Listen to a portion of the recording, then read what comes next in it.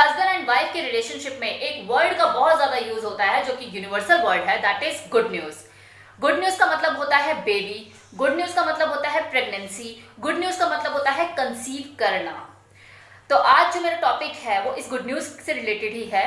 आज मैं husband wife के रिलेशंस के बारे में बात करने वाली हूँ। इन शॉर्ट, प्रेगनेंसी के दौरान सेक्स रिलेशनशिप के बारे में बात करने वाली हूँ। तो ये जो गुड न्यूज होती है ये हस्बैंड वाइफ दोनों के लिए तो गुड न्यूज होती है, उनके परिवार वालों के लिए भी गुड न्यूज होती है। लेकिन बहुत सारे हस्बैंड ऐसे होते हैं जिनके मन में कहीं ना कहीं ये विचार उठ रहा होता है कि अरे यार, अब तो गई 9 महीने की बात, अब तो उपवास रखना पड़ेगा 9 महीने का। और देखो, अगर ये विचार अगर किसी हस्बैंड के दिमाग में आता भी है तो ये गलत नहीं है। क्यों? वो इसलिए क्योंकि जो औरत होती है वो उसी दिन ही माँ बन जाती है जिस दिन उसे पता चलता है कि उसने बेबी कंसीव कर लिया है। तो प्रैक्टिकली देखा जाए तो उसके अंदर वो चीजें पहले ही आ जाती हैं। लेकिन वो जो एक आदमी होता है उसे इस चीज का एहसास 9 महीने के बाद ही होता है, जब बच्चा उसके हाथ में आ जाता है। प्रैक्टिकली देखा जाए तो क्योंकि प्रेगनेंसी के दौरान जो भी बॉडी के अंदर चेंजेस आ रहे होते हैं उसे सिर्फ और सिर्फ वो औरत ही महसूस करती है जिसने बेबी को कंसीव किया होता है। आदमी का उससे दूर दूर तक कोई वास्ता नहीं होता।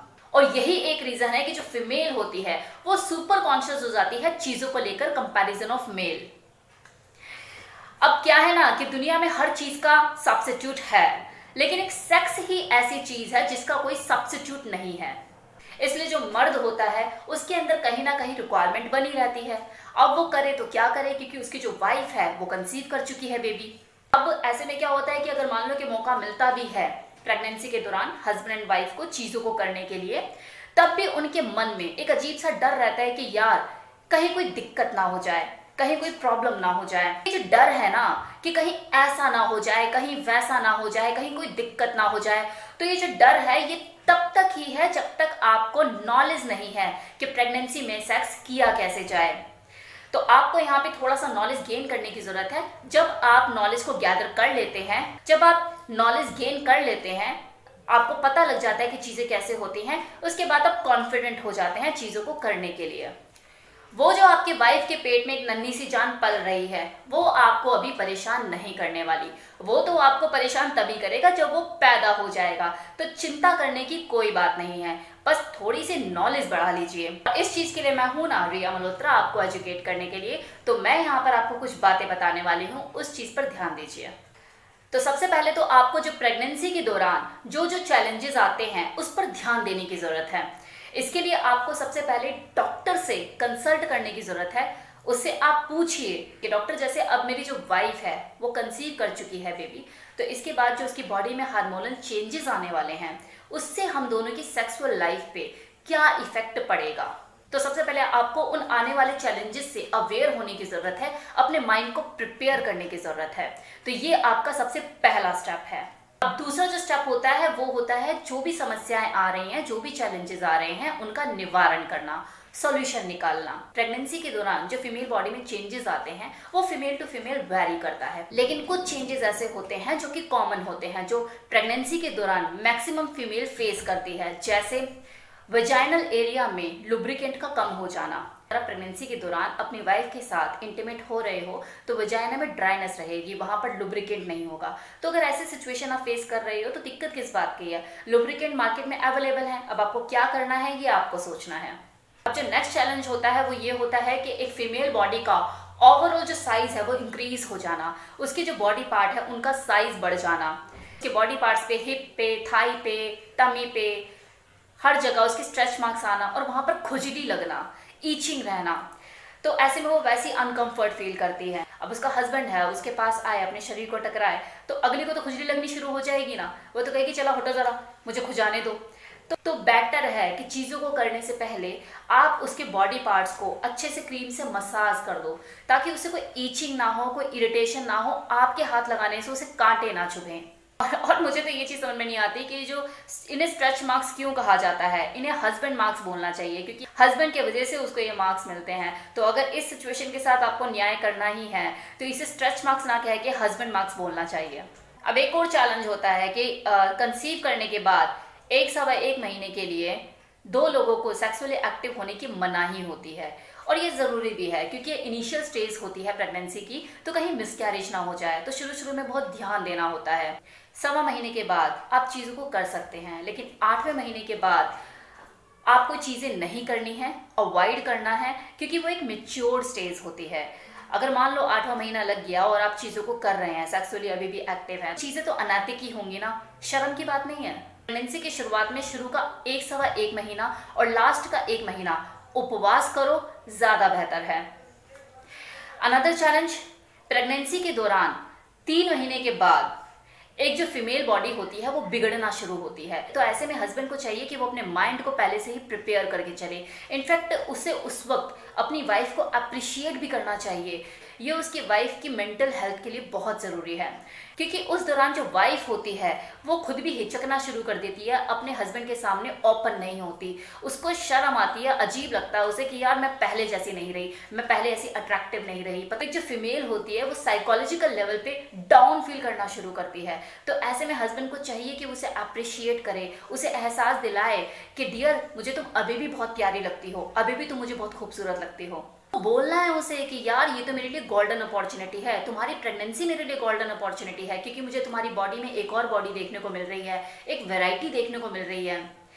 ऐसा मौका के बार बार मिलता है, तो कहने का मतलब है कि आपको उसके बदसूरत होते हुए शरीर में ब्यूटी दिखानी है, तब वो औरत खुलकर आपके सामने आएगी कि मेरे राजा लूट लो मुझे, तुम्हें तो मेरी इस बॉडी से भी प्यार है। देखिए, साफ सुथरी चीजों के आगे तो हर कोई हाथ बढ़ा देगा, बिगड़ती हुई चीजों के साथ प्यार करके दिखाओ ना, जो उसकी बदसूरत होते हुए शरीर में भी उसको सुंदरता दिखा सके, जो उसके नेगेटिव माइंड को पॉजिटिव कर सके, जो उसको मेंटल सहारा दे सके, वो है ना मर्द। सेक्स करना है या नहीं करना है, आपको डॉक्टर ने अलाउ किया है या नहीं किया है, ये तो बात की बात है। सोचने की बात यह है कि आपकी जो वाइफ है वो आपके साथ इंटीमेट होना चाहती है या नहीं चाहती है, और अगर चाहती है तो किस तरीके से चाहती है, पहले की तरह खुलकर सामने आती है या नहीं आती है। ये बहुत बड़ी बात है, और ये तभी पॉसिबल है जब आप उसको अप्रिशिएट करो, उसके बिगड़ते हुए शरीर में उसको सुंदरता दिखाओ, उसको मेंटली सपोर्ट करो, उसे जताओ कि तुम मुझे अभी भी प्रिय हो, अभी भी तुम मुझे उतनी ही खूबसूरत लगती हो जितनी तुम पहले लगा करती थी, अभी भी तुम मेरे लिए करीना कपूर ही हो। अब है कि वाइफ जो है वो मेंटली प्रिपेयर हो चुकी है, इमोशनली स्ट्रांग हो चुकी है, अब वो आपके साथ सेक्सुअली इंटीमेट होना चाहती है, एक्टिव होना चाहती है। तो अब आपको किन चीज़ों का ध्यान रखना है? सिंपल सी चीज़ है, जब आप प्रेगनेंसी के दौरान सेक्स करने जा रहे हैं तो आपको इस बात पर खासा ध्यान देना है कि जो आपकी वाइफ है वो एक जिस्म दो जान है। इसे आप बिल्कुल ऐसे ही समझिए कि जो आपकी वाइफ है इस वक्त कैंडी क्लोज की तरह है। आई मीन बुढ़िया के बाल, कि जैसे बुढ़िया के बाल होते हैं गुलाबी गुलाबी, आप उसे हल्का सा ऐसे दबाते हैं तो वो पिचक जाते हैं, तो जरा सा भी प्रेशर आपकी वाइफ को पिचका सकता है, और अगर वो एक बार पिचक गई तो वो हमेशा के लिए पिचक जाएगी और चीजें खराब हो जाएंगी। यहाँ पर आपको जो वाइल्ड किस्म की जो चीजें होती है ना, उसे तो 9 महीने के लिए उपवास ले लेना है उनसे, और अपने आप को कन्वर्ट करना है सेंसुअल चीज़ों में। जो सेंसुअल एक्ट होते हैं, जो सॉफ्ट एक्ट होते हैं, वो आपको अडेप्ट करने हैं। अब आप इसे चाहे तो अपनी मजबूरी समझिए, अपनी ज़रूरत समझिए या केयर समझिए, लेकिन सच तो ये है कि अब आपको अपनी वाइफ और अपने वाइफ के पेट में पल रही नन्ही सी जान को केयर करते हुए अपनी खुशियों को हासिल करना है। तो इसके लिए सबसे पहले रिक्वायरमेंट है कि आप अपनी वाइफ को इंसान समझना बंद कर दें और आप उसे सिर्फ और सिर्फ कैंडी क्लोज समझें, मतलब बुढ़िया के बाल। आपको बहुत ही हैंडल विद केयर वाला माइंड रखना है चीज़ों को परफॉर्म करते हुए। अब इस हैंडल विद केयर में देखो 2 चीज़ें आती हैं। एक तो ये कि एक आदमी का जो इंटरेस्ट होता है वो वाइल्ड में ही होता है, उसको वाइल्ड ही हर चीज़ करना पसंद होता है। तो माना कि आपको चिकन खाना कुछ ज़्यादा ही पसंद है, लेकिन आप जिंदगी भर तो चिकन नहीं खाते रहते ना, तो अब जो आपका टाइम है वो वेजिटेरियन खाने का है, तो कभी कभी वेजिटेरियन भी खाइए। अब रफ कुछ भी नहीं चलेगा, सब कुछ सॉफ्ट चलेगा। और इस बात का खासा ध्यान रखिए कि जो वाइफ है उसके पेट पर कोई अनचाहा प्रेशर ना पड़े, उसका जो पेट है हमेशा फ्री रहना चाहिए। जो अब सेंसिटिव तरीके से चीज़ों को करने के लिए कुछ एक तरह के पोज होते हैं जो मैं आपको यहाँ पे बता रही हूँ, like cowgirl, reverse cowgirl, side to side position, standing position, इसी तरह से वुमेन ऑन द टॉप। अब आप अमेजोन नहीं कर सकते, मैन ऑन टॉप वाली पोजीशन आप नहीं कर सकते, पेट पर लोड पड़ेगा। अगर आप डॉगी स्टाइल करना चाहें तो डॉगी भी कर सकते हैं, लेकिन इस पोजीशन पे आपको खासा ध्यान देने की जरूरत है कि आपके पेट पे कोई ओवरलोड ना आए, तो इसके लिए आप 4-5 पिलो का सपोर्ट रख सकते हैं। हाथों का भी यूज कर सकते हैं, लेकिन बेटर होगा पिलो का यूज करें। जोश नहीं चलेगा, होश बना के रखना है। और होश में रहने के लिए सबसे अच्छा फॉर्मूला है कि अपने माइंड को सेंसुअली कन्वर्ट कर लो और जो वाइल्ड है वो बाहर निकाल दो। एंड लास्ट यही एक चीज कहना चाहूंगी कि इस तरह से अगर आप स्टेप बाय स्टेप चीजों को करते हैं, अपने माइंड को पहले प्रिपेयर करते हैं और बाद में अपनी वाइफ का भी माइंड प्रिपेयर करते हैं, एहतियात बरतते हुए सेफ्टी के साथ चीजों को करते हैं, तो आप ड्यूरिंग प्रेगनेंसी एक हेल्थी सेक्स को एंजॉय कर पाएंगे। ये जो मेरा वीडियो है सेक्स ड्यूरिंग प्रेगनेंसी, ये फर्स्ट पार्ट है। इसका सेकंड पार्ट भी मैं लेकर आने वाली हूँ जिसमें आपको कुछ अलग तरह की इंफॉर्मेशन मैं आपसे शेयर करूंगी। सो तब तक के लिए thank you so much, take care, bye bye.